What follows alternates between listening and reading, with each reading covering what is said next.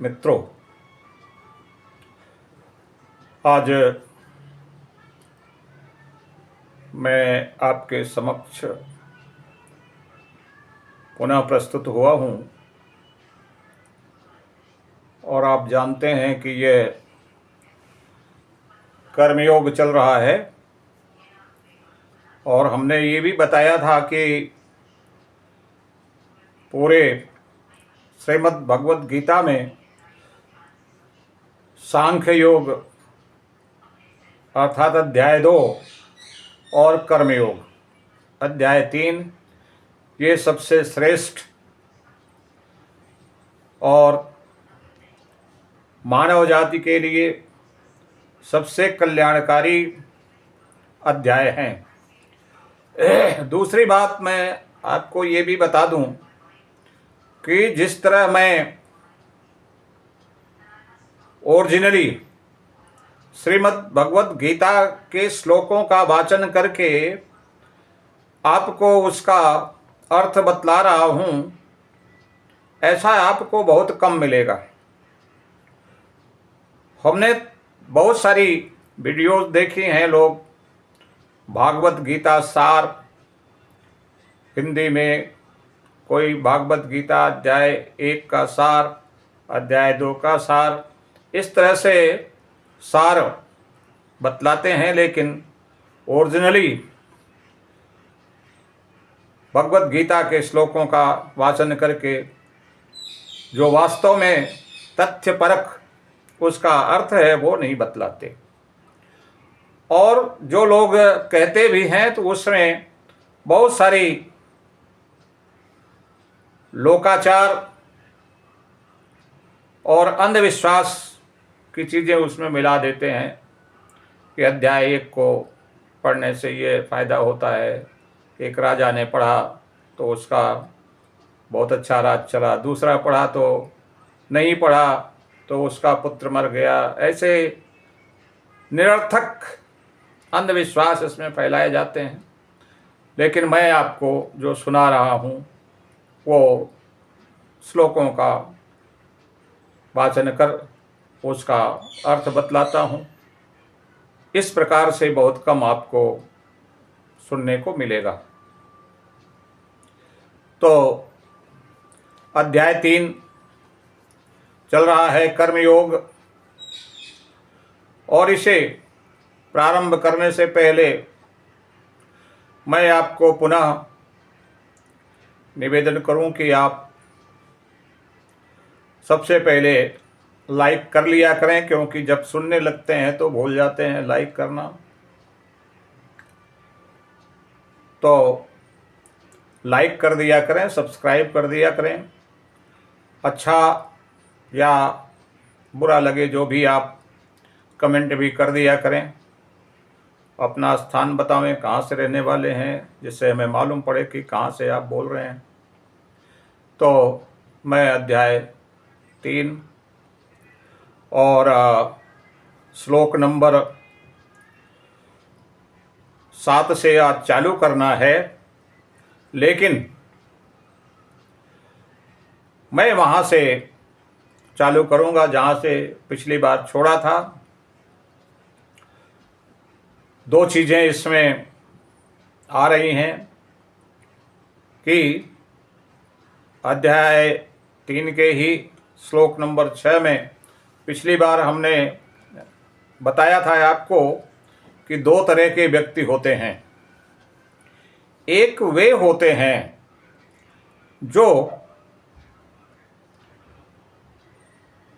कर्मेंद्रियाणि संयम्य यह आस्ते मनसा स्मरण इंद्रियार्थान विमूढ़ात्मा मिथ्याचार च उच्यते। एक व्यक्ति वे होते हैं जो कर्मेंद्रियों को नियंत्रित करते हैं। कर्मेंद्रियों का नियंत्रण करके और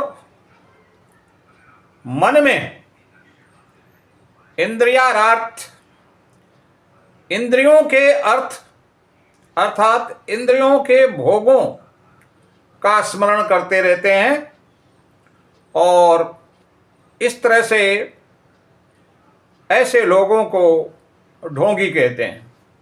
हमने बताया था कि कुछ ऐसे लोग होते हैं जो पाखंड करते हैं, हाथ में माला लेकर जप रहे हैं, काम कुछ नहीं करेंगे, कर्म नहीं करेंगे, बल्कि भगवा वस्त्र पहनकर टीका और चंदन लेपकर और माला जपते हुए आपको दिखाई पड़ेंगे कि बहुत ईश्वर की पूजा कर रहे हैं, लेकिन मन में उनके मनसा स्मरण इंद्रियार्थान, इंद्रियों के अर्थ की चीज़ें, इंद्रियों के भोग की बातों को वो सोचते रहते हैं, और इस प्रकार से ऐसे लोगों को मिथ्याचारी कहते हैं। एक बात और है कि ईश्वर का ध्यान लगाने में अथवा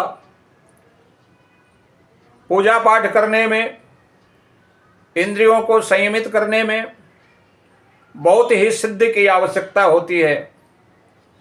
हम देखते हैं कि लोग योगा करते हैं। योगा में एक बहुत ही प्रसिद्ध शब्द हमें मिलता है, ध्यान। ध्यान लगाना। तो वो ध्यान लगाते हैं, लेकिन 99% क्या 100% लोग 5 सेकंड का भी ध्यान नहीं लगा पाते और इस संसार में ही रमते रहते हैं, इंद्रियों में ही रमते रहते हैं, और वो अनासक्त नहीं हो पाते। आसक्तियां उनको घेरे रहती हैं, माया मोह घेरे रहता है, और उससे वो मुक्त होकर ध्यान नहीं कर पाते। तो ध्यान करने का तरीका आंख बंद करके दिमाग को एकाग्र करना बहुत मुश्किल है, जब तक कि आपके मस्तिष्क में ईश्वर की भक्ति ना हो, ईश्वर न हो, तब तक आप ध्यान लगाएंगे भी क्या? आपको कहाँ जाना है यही नहीं पता, तो फिर आप ध्यान नहीं लगा सकते। तो ईश्वर प्राप्ति के लिए आप इंद्रियों के भोगों को त्याग कर और मन में ईश्वर का स्मरण करते हुए जो भी कर्म करें तो वो मिथ्याचार नहीं होता। लेकिन मिथ्याचारी यानी ढोंगी वस्तु जो ढोंगी व्यक्ति जो हैं, वो मन में तो इंद्रियों के भोगों का स्मरण करते रहते हैं कि क्या करना है, क्या नहीं करना है,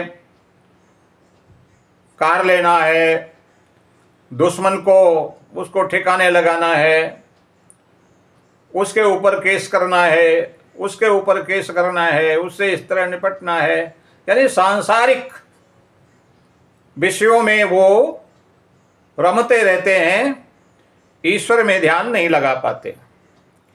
तो ऐसे लोग जो इंद्रियों को नियंत्रण नहीं करके कर्मेंद्रियों को नियंत्रण करते हैं, ऐसे लोगों को मिथ्याचारी करते हैं, यानी ढोंगी कहते हैं।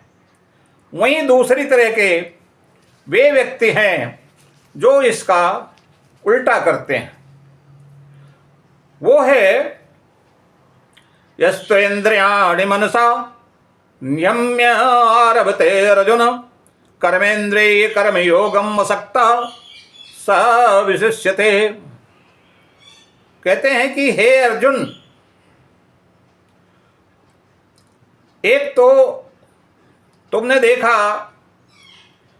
कि एक व्यक्ति कर्मेंद्रियों को नियंत्रित करके कर्मेंद्रियों का नियंत्रण करता है, लेकिन इंद्रियों को नियंत्रण न करके इंद्रियों के विषयों में वो विचरण करता रहता है, इंद्रियों के भोगों को सोचता रहता है और धन दौलत पुत्र घर कार आदि के विषय में वो सोचते रहते हैं।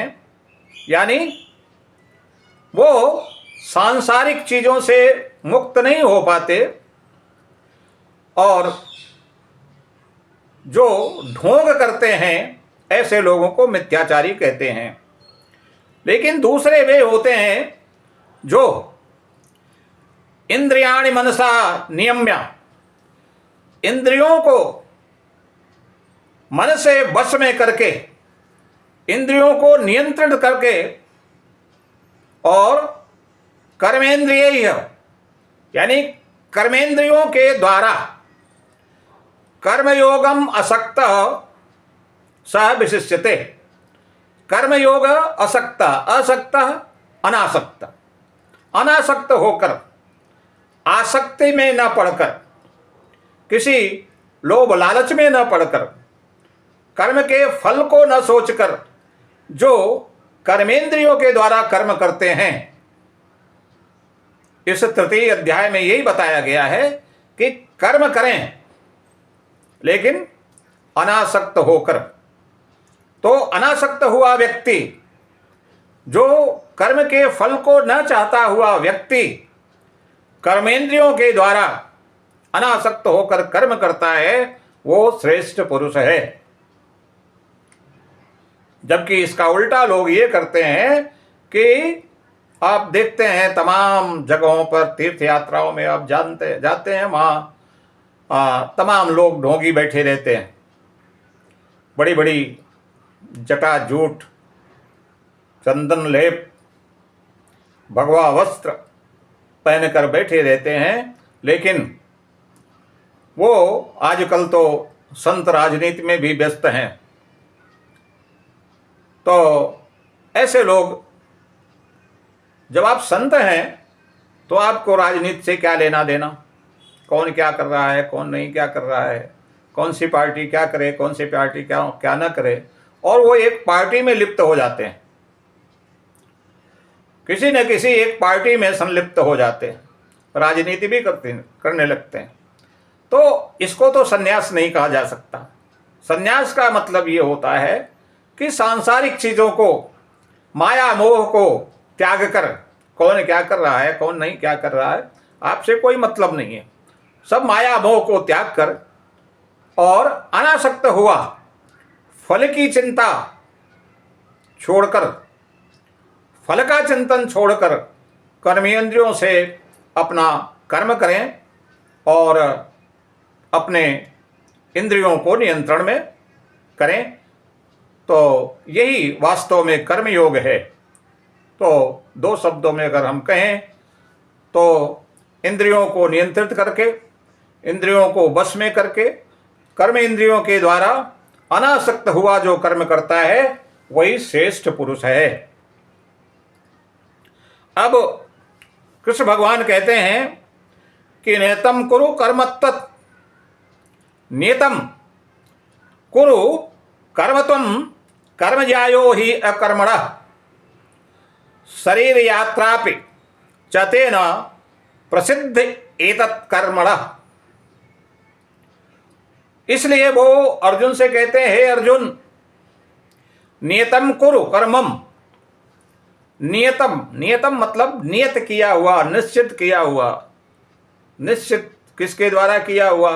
शास्त्र के द्वारा निश्चित किया हुआ।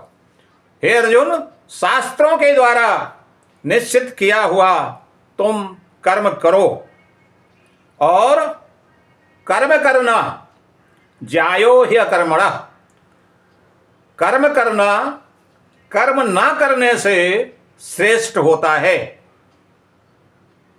बहुत से लोग कर्म नहीं करते, बल्कि इंद्रियों के भोगों में, इंद्रियों के विषयों में विचलित होते रहते हैं, लेकिन कर्मेंद्रियों को रोककर कर्म नहीं करते हैं, ऐसे लोगों का उदाहरण देते हुए कहते हैं कि कर्म करना श्रेष्ठ है कर्म ना करने से। लेकिन कर्म कैसा होना चाहिए? नियतम, नियत किया हुआ, शास्त्रों के द्वारा नियत किया हुआ, शास्त्रों में जो लिखा है, शास्त्रों में जैसा कहा गया है, हमारे हिंदू शास्त्र में जिस तरह के कर्म करने का कहा गया है, वैसा कर्म करते हुए जीवन यापन करना चाहिए। क्योंकि अकर्मण्य रहने से, कर्म ना करने से कर्म करना श्रेष्ठ होता है। क्योंकि शरीर यात्रापि चतेन प्रसिद्धेत अकर्मण। अगर आप कर्म नहीं करेंगे, कर्म नहीं करेंगे तो शरीर यात्रा भी यानी जीवन यापन भी आपका नहीं हो सकता। कर्म न करने से जीवन यापन भी नहीं हो सकता, ये शरीर यात्रा भी पूरी नहीं हो सकती। इसलिए कर्म न करने से कर्म करना हर अवस्था में श्रेष्ठ होता है। कोई व्यक्ति कर्म न करे और ढोंग करता रहे तो उसको श्रेष्ठ पुरुष नहीं कहते, उसे ढोंगी पुरुष कहते हैं। इसलिए वो अर्जुन से कहते हैं कि हे अर्जुन, शास्त्र में निश्चित किए हुए कर्म को करो, क्योंकि कर्म न करने से कर्म करना श्रेष्ठ है और कर्म न करने से जीवन यापन भी नहीं होता, जीवन की सिद्धि भी नहीं होती। फिर श्री कृष्ण भगवान अर्जुन से कहते हैं कि यज्ञात् कर्मणो अन्यत्र लोको अयं कर्म वंदन तदर्थम कर्मम कौन्तेय मुक्त संग समाचर। फिर कृष्ण भगवान कहते हैं कि यज्ञ अर्थ कर्मणो अन्यत्र, यानी यज्ञ के लिए, यज्ञ को निमित्त किया हुआ, यज्ञ अर्थात ईश्वर विष्णु भगवान को निमित्त किए हुए कार्य के अलावा अन्य कार्य करना, यज्ञ अर्थात कर्मणो अन्यत्र। यहां पर यज्ञ का मतलब ईश्वर को निमित्त किया हुआ कर्म करने से आप कर्म में नहीं बंधते। तो ईश्वर को निमित्त किए हुए कार्य को करने से तो आप कर्म में नहीं बंधते, लेकिन इसका उल्टा ईश्वर को निमित्त किया हुआ कार्य न करने से आप कर्म बंधन में बंधते हैं, कर्म बंधन में बंधना पड़ता है। क्यों? क्योंकि जब आप ईश्वर, मैंने पहले बताया था आपको कि जो भी कर्म करें वो ईश्वर को निमित्त करके करें, यह ईश्वर का कार्य है, ऐसा सोचकर करें कि मैं अपना काम नहीं कर रहा हूं, ईश्वर का कार्य कर रहा हूं। बाल बच्चे किसके हैं? ये ईश्वर के हैं, ईश्वर द्वारा प्रदत्त हैं। इसमें हम तो कोई एक चींटी भी पैदा नहीं कर सकते। तो इसलिए ये सृष्टि जो है वो ईश्वर के द्वारा, ब्रह्मा के द्वारा उत्पन्न की हुई है और इस सृष्टि में हमारा कोई योगदान नहीं है। क्योंकि ये संसार ईश्वर द्वारा बनाया गया है, तो जो भी उसकी सेवा में जो कर्म हैं वो भी ईश्वर के लिए है। तो इसलिए अपने कर्म को ईश्वर को निमित्त करके करने से मनुष्य कर्म बंधन में नहीं बंधता। बात एक ही है, चाहे आप ईश्वर का समझकर कर्म करें जहाँ आप नौकरी करने जाते हैं, रेलवे में जाते हैं, कहीं भी काम कर रहे हैं, उस कर्म को अगर ईश्वर का कर्म समझकर आप करते हैं तो वो दो काम हो जाता है। एक तो आपका काम भी होता है, आपकी ड्यूटी भी होती है, और ड्यूटी का मतलब सेवा, ड्यूटी का मतलब कर्तव्य, अर्थात आप अपना कर्तव्य भी करते हैं और साथ में कर्म में नहीं बंधते और ईश्वर की भक्ति भी हो जाती है, ईश्वर की सेवा भी हो जाती है।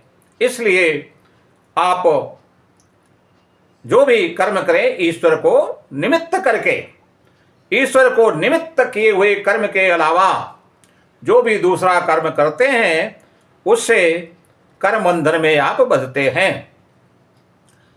तदर्थम कर्मम कौन्तेय, कहते हैं हे अर्जुन, तदर्थम, उसी के लिए, किसके लिए? ईश्वर के लिए। ईश्वर के लिए मुक्त संग, अनासक्त, अनासक्त होकर उसी ईश्वर के लिए आचरण करो। ये चाहे वो विद्यार्थी हो, चाहे वो कहीं भी कर्म करने वाला हो, कहीं भी ड्यूटी करने वाला हो, किसी फैक्ट्री में काम करता है, किसी संस्था में काम करता है, कहीं भी कार्य करता है, अगर वो उस कर्म को कर्तव्य समझकर, अपना धर्म समझकर, ईश्वर के निमित्त करके अगर वो करता है तो उसका फल उसे ईश्वर बहुत ही अच्छा देते हैं और वो उन्नति करता चला जाता है, चाहे वो विद्यार्थी हो, चाहे कोई भी हो। इसलिए अपना कर्तव्य है, विद्यार्थी है, उसे अपना कर्तव्य समझकर 24 घंटे सारी चीजें भूलकर अपनी विद्याध्ययन, जो भी आपके विषय हैं उन विषयों को तैयार करना, उन विषयों को पढ़ना, और जो कहीं ऑफिस में काम करते हैं उस कार्य को ईश्वर को निमित्त करके अपना कर्तव्य समझकर, अपना धर्म समझकर अगर वो व्यक्ति करता है तो अवश्य ही वो उन्नति को प्राप्त होता है। उसमें आसक्ति नहीं कि मैं ये काम कर रहा हूँ इसका फल ये होगा, तो सफलता अथवा असफलता, सिद्धि अथवा असिद्धि, मैं बहुत बार बता चुका हूं कि समत्त योग में स्थित होकर, यानी सिद्ध या असिद्ध, सफलता या असफलता को न ध्यान करते हुए जो व्यक्ति आसक्ति रहित होकर समत्व भाव से अपना धर्म समझकर कर्म करता है वो सफल अवश्य होता है, कर्म कोई भी हो। लेकिन अगर आपको काम करते हुए किसी भी प्रकार की आसक्ति हो गई, आप में लोभ, लालच, माया, मोह अगर हो गया तो आधी आपकी जो शक्ति है उसी में खर्च हो जाती है और आपका काम हो नहीं पाता, क्योंकि आप तो कर्म में आपका ध्यान ही नहीं है, जो कर्म कर रहे हैं उसमें ध्यान ही नहीं है, आप तो सफलता असफलता की बात सोच रहे हैं, तो आप कर्म कैसे कर पाएंगे? तो इसलिए कहते हैं कि सब कुछ छोड़कर, सारी चीज़ें, सफलता असफलता, सिद्धि असिद्धि, सबको छोड़कर समत्व भाव से और आसक्ति रहित होकर जो कर्म करता है वही व्यक्ति श्रेष्ठ है और वही सफल होता है। अब यहां पर शिष्ट संबंधित आगे श्री कृष्ण भगवान ने ध्यान दिलाया अर्जुन को कि हे अर्जुन, स यज्ञा प्रजा सृष्ट्वा पुरोवाच प्रजापति अनेन प्रसविसिद्धम मेष वह तो इष्ट कामधुक। कहते हैं कि कल्पादि में सृष्टि होने से पहले, सृष्टि करने से पहले प्रजापति यानी ब्रह्मा ने सहयज्ञा प्रजा सृष्ट्वा, यज्ञ के साथ साथ प्रजा की सृष्टि की थी। यानी यह सृष्टि जो है यज्ञ कब से चल रही है? जब से सृष्टि हुई है, जब से मानव जाति इस पृथ्वी पर पैदा हुई, उसी समय से यज्ञ भी पैदा हुई। यज्ञ और मानव साथ साथ चलते हैं। ब्रह्मा ने ही यज्ञ को बनाया और ब्रह्मा ने ही प्रजा की सृष्टि की और प्रजा से कहा कि अनेन प्रसविसिद्धम एष वह तो इष्टकम इष्टकामधुक्। तो स यज्ञा प्रजा सृष्ट्वा पुरोवाच प्रजापति अनेन प्रसविसिद्धम एष वह अस्तु इष्ट कामधुक्। उन्होंने कहा कि यह हम तुम्हारे साथ साथ यज्ञ भी दे रहे हैं तुम्हें, क्योंकि इस यज्ञ से तुम्हारी उन्नति होगी और यज्ञ के द्वारा तुम्हारी समस्त इच्छित कामनाएं पूरी होंगी। अनेन इस यज्ञ के द्वारा प्रसविसिद्धम यानी उन्नति करो, इस यज्ञ के द्वारा तुम उन्नति करो और वो तो इष्ट कामधुक्, और ये तुम्हारे लिए समस्त इच्छित कामनाओं को देने वाला है। तो एक बात और ये है कि आर्य जब सबसे पहले यहाँ आए तो आर्य यज्ञ में विश्वास करते थे, यज्ञ करते थे, ये ढोंग नहीं करते थे। और आगे के श्लोक में ब्रह्मा ने कहा है कि एक तो पहले कहा कि यज्ञ और प्रजा का उन्होंने एक साथ ही दोनों की सृष्टि की और ये कहा कि यह यज्ञ तुम्हारी उन्नति करेगा और तुम्हारी समस्त इच्छित कामनाओं की पूर्ति करेगा। अब यज्ञ क्या काम होता है, यज्ञ क्या होती है, आगे श्लोक में देखिए, फिर मैं बतलाता हूं। देवान् भावयतान् अनेन ते देवा भावयन्तु वः परस्परं भावयन्तः श्रेया परं वाप्स्यथ। देवान् भावयत अनेन ते देवा भावयन्तु कः। इस यज्ञ के द्वारा तुम देवताओं की उन्नति करो। देवान भावत, देवान भावयत, देवों की उन्नति करो, देवताओं की उन्नति करो। और अनेन इससे, किससे, इस यज्ञ से, ते देवा वे देवता, भावयन्तु वह तुम्हारी उन्नति करें।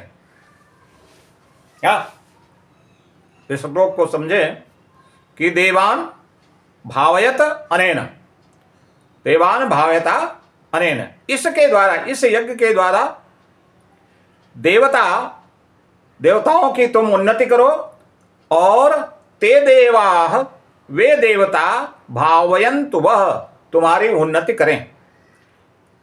परस्पर भावयन्ता, इस प्रकार परस्पर एक दूसरे की उन्नति करते हुए श्रेय परम वाप्स्यथ, परम कल्याण को प्राप्त होवो। अब यहां पर ये बात कही जा रही है, ये समझने की है कि यज्ञ के द्वारा तुम देवताओं की उन्नति करो और देवता तुम्हारी उन्नति करें। इस प्रकार परस्पर एक दूसरे की उन्नति करते हुए कल्याण को प्राप्त हो। तो यज्ञ के द्वारा देवताओं की उन्नति आप कैसे कर सकते हैं? प्रश्न यह है। यज्ञ में आप क्या डालते हैं? समिधा जो यज्ञ में डालते हैं, जौ, तिल, घी, ये आदि चीजें जो आप यज्ञ में समिधा के रूप में डालते हैं, वो क्या होता है?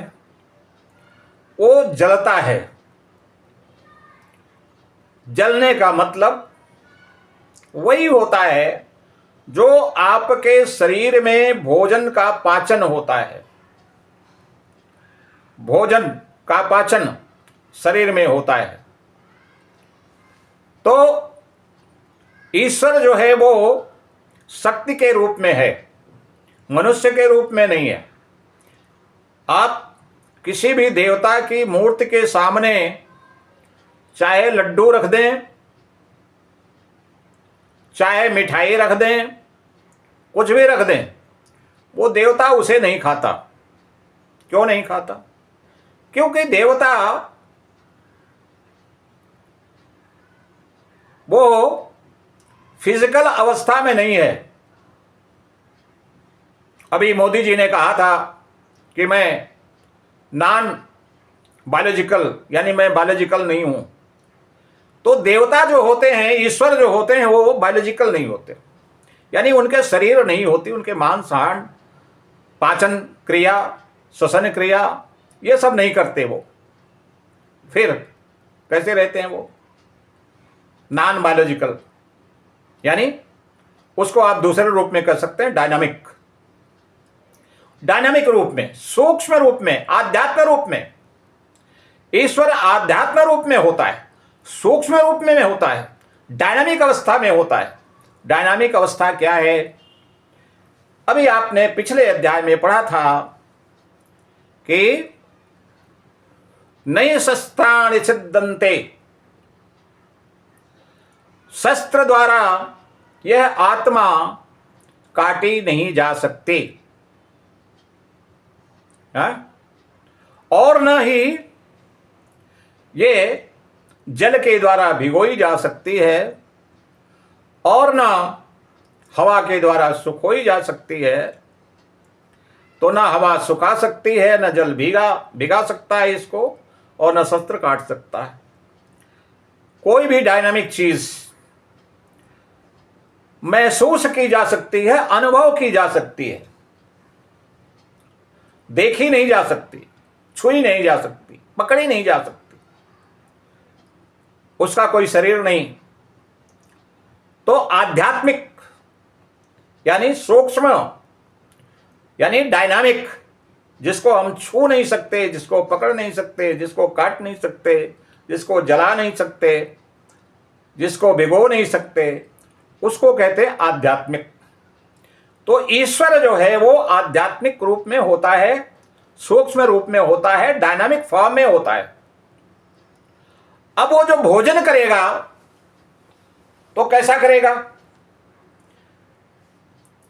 Dynamic can effect dynamic,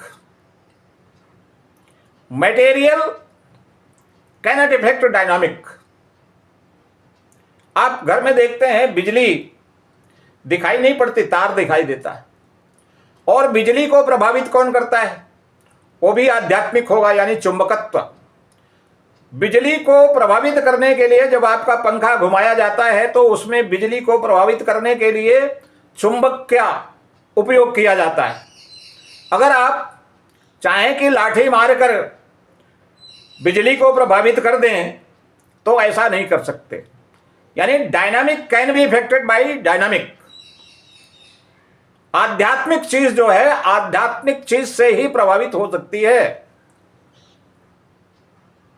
dynamic का मतलब शक्ति।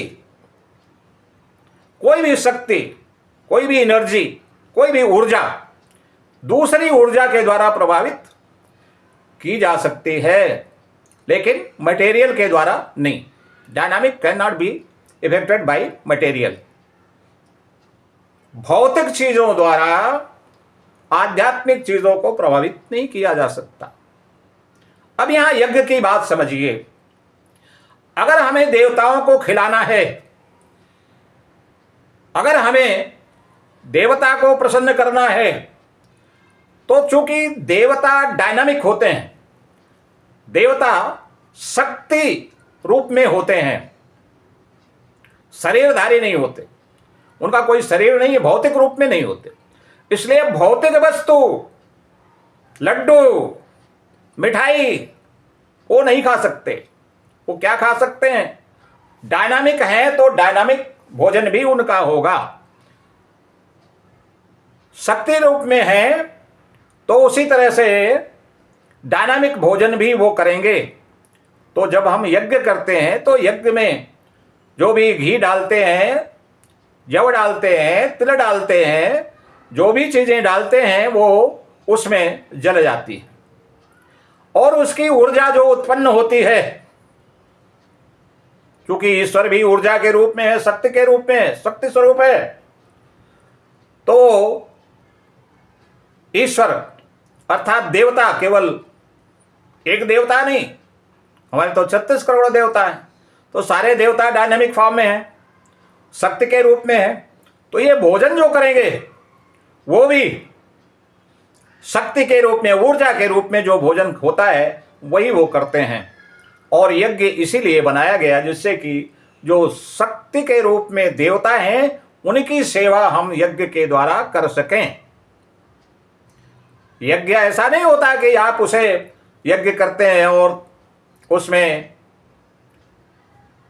तमाम घी, तिल और जव ये खाद्य पदार्थ डालकर जला देते हैं, ऐसा नहीं होता है। तो वो ऊर्जा फार्म में बदल जाता है, सूक्ष्म फार्म में बदल जाता है। डायनामिक फार्म में जब वो हो जाता है तो डायनामिक को डायनामिक ले लेता है, यानी जो भोजन आपने डायनामिक फार्म में चेंज किया वो उसको ईश्वर या देवता फिर उसका भक्षण करते हैं। इसीलिए यज्ञ बनाया गया कि अगर मनुष्य उनको रोटी दाल चावल रख देगा तो वो कैसे खाएंगे? वो तो डायनामिक फार्म में है, वो तो भौतिक फार्म में है नहीं। ऐसा तो है नहीं कि हाथ से उठाकर मुंह में खाएंगे। अच्छा, अब एक बात मैं आपको बतलाता हूं कि जो आप भौतिक फार्म में है, यानी मनुष्य जो भौतिक फार्म में है, वो भी खाना जो खाता है उसके शरीर में वो भी भौतिक फॉर्म में नहीं लगता। आप रोटी खाते हैं, आप दाल खाते हैं, आप चावल खाते हैं। हमारे कुछ विद्यार्थी जो मेडिकल साइंस से संबंधित है वो जानते हैं कि ये खाना अंदर जाता है और श्वसन के द्वारा शरीर में ऑक्सीजन पहुंच रही है और हम भोजन ले रहे हैं, तो वो भोजन का अच्छी तरह से पेट में प्रकुंचन होता है और उसमें जो शक्ति है, एनर्जी है उसकी, वो ब्लड के द्वारा खींच ली जाती है। चाहे वो प्रोटीन हो, चाहे वो फैट हो, चाहे वो स्टार्च हो, कुछ भी हो, वो लास्ट में ग्लिसरॉल और अमीनो एसिड आदि के रूप में अवशोषित कर ली जाती है ब्लड में, और इधर श्वसन से ऑक्सीजन आती है और अंततोगत्वा जितना भोजन आप करते हैं वो सब ग्लूकोज में बदल जाता है। इसीलिए बहुत सारे लोगों को जो नहीं पचता तो ग्लूकोज भी भोजन में जो होता है वो आपके ब्लड में आ जाता है और डायबिटीज़ हो जाती है। तो अंततोगत्वा भोजन आपका कहाँ जाता है? चाहे आप रोटी खाएं, दाल खाएं, सब्जी खाएं, कुछ भी खाएं, वो भौतिक फॉर्म में दिखाई पड़ता है, लेकिन लास्ट में वो ग्लूकोज में परिवर्तित हो जाता है।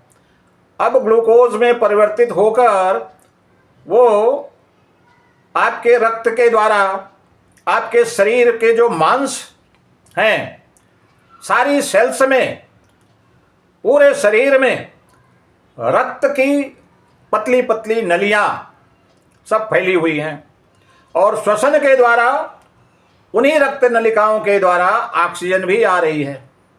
अब वो ऑक्सीजन और ग्लूकोज आपस में संयोग करते हैं, रासायनिक समीकरण एक बनता है, रासायनिक क्रिया होती है, ग्लूकोज और ऑक्सीजन का ऑक्सीकरण होता है, वो जल करके ऊर्जा में बदलता है, एनर्जी में बदलता है, और उस क्रिया के फलस्वरूप कार्बन डाइऑक्साइड भी बनती है। तो कार्बन डाइऑक्साइड और ऊर्जा, ये दो चीजें बनती हैं। तो ये ऊर्जा जो बनी, जिसको आप ताकत कहते हैं, शक्ति कहते हैं, जिसे आप काम करते हैं, जिसे आप एनर्जी कहते हैं, वो एनर्जी भौतिक फॉर्म में नहीं है, वो एनर्जी भी डायनामिक फॉर्म में है। वो भौतिक फॉर्म में ना हो करके, भौतिक रूप में ना हो करके, वो सूक्ष्म रूप में है, डायनामिक फॉर्म में है। एनर्जी जो वही एनर्जी जिसको आप छू नहीं सकते, पकड़ नहीं सकते, जला नहीं सकते, भिगो नहीं सकते, वही एनर्जी वो बनती है। और वो एनर्जी ऑक्सीजन से मिल करके जो भोजन था आपका, वहां से बनी है, और वही एनर्जी आपके शरीर को काम करने में ऊर्जा के रूप में काम आती है। तो भौतिक रूप में हम भी कुछ ग्रहण नहीं करते, और जो भौतिक रूप में बचता है बाद में, आप खाना खाने के बाद रोज सुबह जाकर उसको बाहर निकाल देते हैं। भौतिक फॉर्म जो था वो बाहर निकल गया, प्रतिदिन सुबह जाके आप लैट्रिन जाते हैं और बाहर निकल जाता है, लेकिन उसमें से जो एनर्जी थी, जो सार था, जो तत्व था, जो ऊर्जा थी, उसे शरीर ने खींच लिया, और वो ऑक्सीकरण हुआ, उसका ऑक्सीजन और ग्लूकोज मिल करके ऊर्जा, एनर्जी और कार्बन डाइऑक्साइड बनाए। और कार्बन डाइऑक्साइड भी आपके नाक से बाहर आ जाती है, लेकिन ऊर्जा आपके काम आती है। ऑक्सीकरण का मतलब जलना।